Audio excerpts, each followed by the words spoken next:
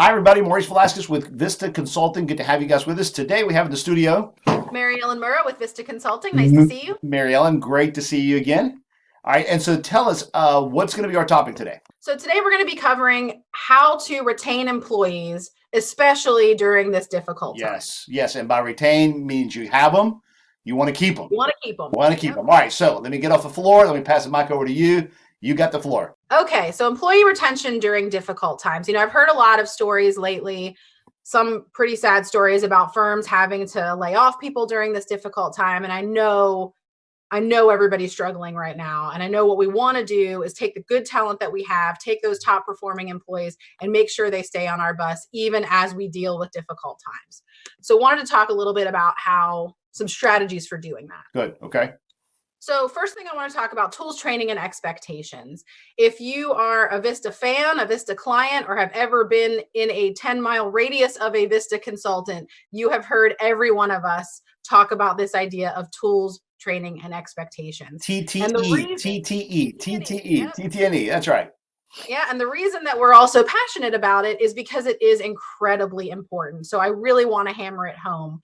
And what do we mean by tools, training, and expectations? So as leaders, we have a charge to provide to our team members the tools to do their job, the training to do their job, and the clear expectations that we have given them and communicated to them of what we expect of them. So when we talk about tools, and I'm talking about an office environment, that can mean anything from your office chair to your computer, your mouse, all of those things, to the software packages that we use in the office, your case management, your accounting, things like that. But as we work from home, those tools may look a little bit different right now. So our charge as a leader to provide the tools to our team, well, that may mean right now we're providing them with a laptop to use from home, that we've worked with our phone system to make sure they've got a VoIP phone so they're not sharing their cell phone with clients and things like that. So just be aware that those tools that your team needs, they might be a little bit changed right now because they're not in their office environment. They are at home, so they might need some different tools. Yeah, and let me point out, because I think a lot of times the managers and executives tend to downplay the tools they need. Okay, if the tools they need, that's the tools they need, right? And if they're not working, then, and we downplay because we say, oh, don't complain, then it hurts the whole morale factor because we're not giving them what they need, right? So if my job is to enter information into the case management software, and from screen to screen it takes 10, 12 seconds, and I gotta wait, and I'm letting you know, look, this is taking forever. And we downplay it with, well, it is what it is. You know what I'm saying? And you downplay the fact that I'm seeing a delay here. I'm not going to be able to do my job as efficient because the tool that I work with is not helping me be efficient. Is that correct? No, that's correct. And it's our job as a leader to ensure that our team does have those tools, that they are working correctly. Yeah. And then the next step of that is providing the training on those tools. So, I like to say, you can be a firm that's purchased an incredibly robust case management software, and it does all the things that you need it to do.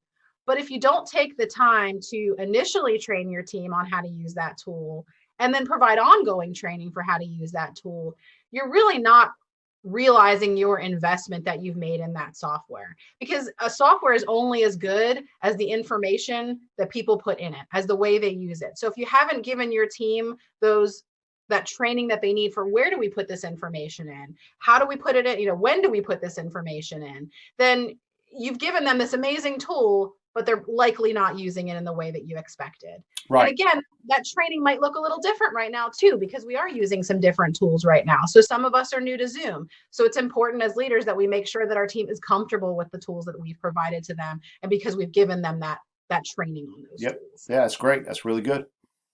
And lastly, expectations. And I think this is one of the most important ones.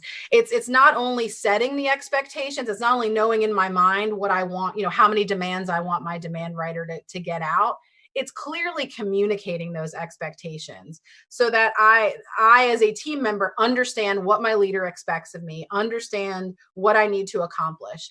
And again, that might look a little different during this time because we're not able to walk around as managers and sort of put eyeballs on everybody. So it's really important right now when we can't be in front of somebody to clearly communicate the expectations that we have for them. If that's, today I want you to accomplish X, Y, and Z. This week I want you to accomplish X, Y, and Z. And then, kind of looking at those expectations at the end of the week. Were you able to accomplish X, Y, Z? If not, why? Let's have a conversation about that. So really, we're talking about daily goals, weekly goals, monthly goals, right? Clearly letting me know what my measurable, what my measurements are for success.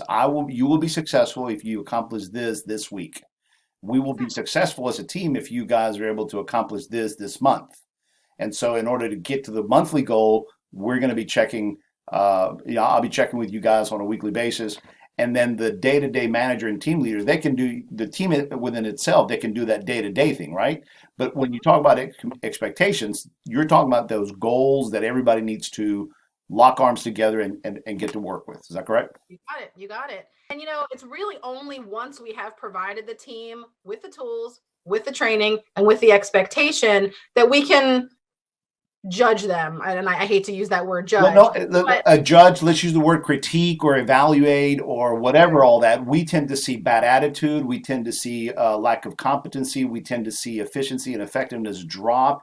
The engagement level drops, and we critique all that, but we don't do a self-mirroring check and say, well, have I really provided the tools? And it's only once we've done that check and say, have I as a leader provided the tools, training, and expectations? If I have, and I'm very satisfied and comfortable that I have indeed provided my team with everything they need, then it becomes an issue of that person either can't or won't do their job. Right. I know that I as a leader have given everything I can to that person to set them up for success. So from an HR perspective, because this is about retaining, if I come to you in HR, I say, look, I'm working with Larry here, and I give you this whole story, you an HR manager, you should be able to turn the tables. I'll use that term, turn the tables, and say, all right, well, let me ask you this. And then you probably ask me these questions, right? Show me how you have provided Larry on a consistent basis the tools, the training and expectation. If and when I talk to Larry and I ask him, hey, listen, how do you feel about the tools, the training, expectations you've got? Is he going to give me a different story? And am I going to see that you have been more of an absent landlord, or you took more of a, I told you once, you should have figured it out on your own kind of approach? Is that, that's very common, but very common that I told you once kind of thing. Yeah. Okay. So really this is for the managers and the leaders to see their role in how to retain team members, right? It's really people who are leading in the firm. So a couple of things, factors that help retain team members. And these are sort of overarching HR best practices kind of things. So really your supervisor team member relationship, that's consistently one of the most important things when employees talk about how happy they are at work and how much they value their job, is that relationship between supervisor and team member. And just like we said in the last slide, if you as a leader have provided those tools, training, and expectations to your team member, that really helps to shore up that relationship. Yep, sure does. Training in the early stages of employment. This is something a lot of people get wrong. Onboarding, and right now we may not be onboarding a lot of people just because of what's going on, but it is such a crucial factor to ensure success and ensure those people who are rock stars are going to stay on your bus. Making sure that in the early stages of their employment with us, we are clearly giving them everything they need. We're training them on everything from, where we put our lunch in the refrigerator at work to absolutely how we use our case management system. Absolutely. All of those things, really setting them up for success. And again, it's not a one-time thing. It's a mentoring, right? You got to provide that mentoring coaching for a period of several months to make sure they get it. And then open communication. And I think that becomes even more crucial right now when we don't have eyeballs on people. We can't gather around the water cooler with them. Making sure that we've got that back and forth with our team members, that we're checking in with them regularly, really helps keep those people who we want to be on our bus on our bus.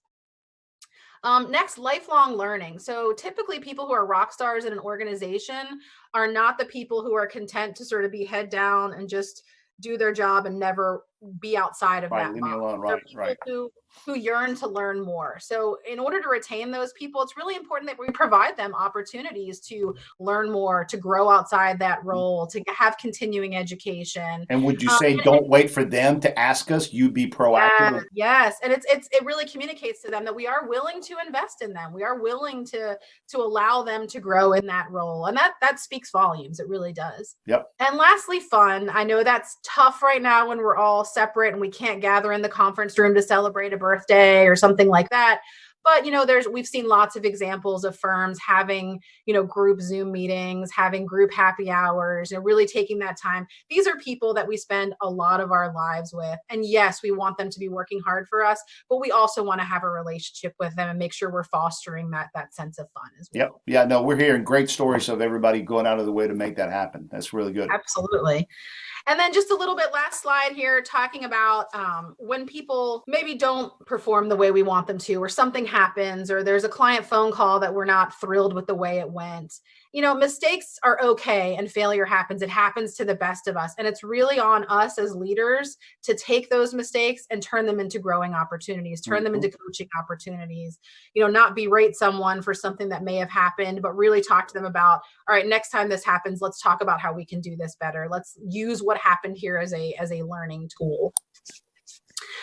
Celebrating success in each other kind of goes hand in hand with that fun thing. Just knowing that we are all a work family. When it's somebody's birthday, even though we can't be with them in the conference room again, making sure we are making a big deal about that and letting them know that they are part of our work family, are part of our team. Do the right thing. We all want to work for a company that we feel good about, that we feel like is doing the right thing.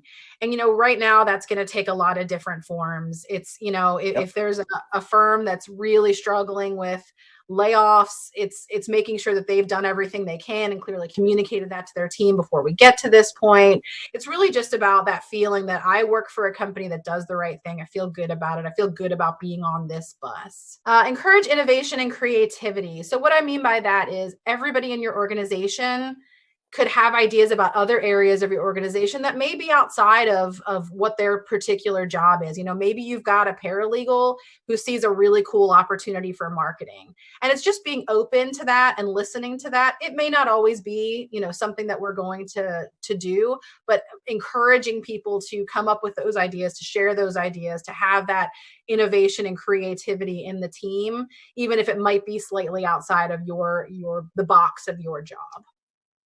And lastly, this is one of my favorites, manage with humility. I like that. Manage with humility. Yeah, it really is one of my favorites. And I heard a story, I think it was an article that I read, where there was a woman talking about two different bosses that she's had in her life. And one of them was one of these people that's very, look at all these things I've done. Look at what I've accomplished. I've spoken here, here, and here, and really just was always the biggest person in the room. Right. And then another manager that she had at a different job who made her feel like the biggest person in the room, who gave her opportunities for growth, who very clearly communicated, I am human, I am not perfect. This is a two-way street of communication. And she talked about, how impactful that second type of leader, that person who really managed with humility, was in her career. That person who built her up and made her feel like she was able to accomplish those things was so much more impactful to her than like, oh, listen to this guy who's so impressive with all of his degrees. Right, so right. No, great point. Great point. Yeah. Recognize, especially right now, we're all dealing with weird stuff. We're all in kind of a strange situation. So as leaders, if we can admit that, if we can say, look, I don't have all of the answers, but I'm working on what I can. I want to work with you on what's going to work here. That managing with humility really shows our human side and really helps us connect with those people who do work for us. This is great, Mary Ellen. This is really, really good. That's a very good point at the bottom. I mean, a very, very good way to bring it home. I mean, everyone can tell whether you're stealing the limelight or otherwise putting the limelight on the others to take the credit for it. Exactly. And part of our job as being leaders is to build those other people up and sort of be a servant to them. So yeah, that's great. That's great. Okay. Any other closing thoughts? Anything else you want to leave everybody with? Nope. Wash your hands. Be safe. Yeah, I like it. Thank you, everybody. And we'll see you on the next recording.